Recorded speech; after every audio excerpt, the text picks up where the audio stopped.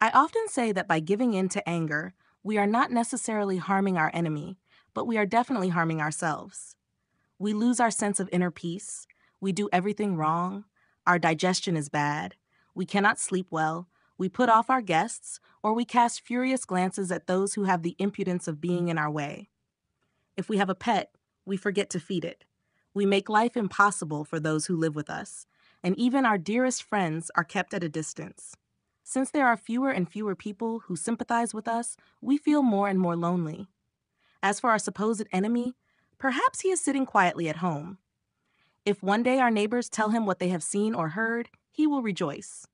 If he is told he is really unhappy, he has lost his appetite, his complexion is pale, his hair is uncombed, he can't sleep, he is taking tranquilizers, nobody comes to visit him anymore, even his dog is afraid to go near him and never stops barking, that person will be delighted.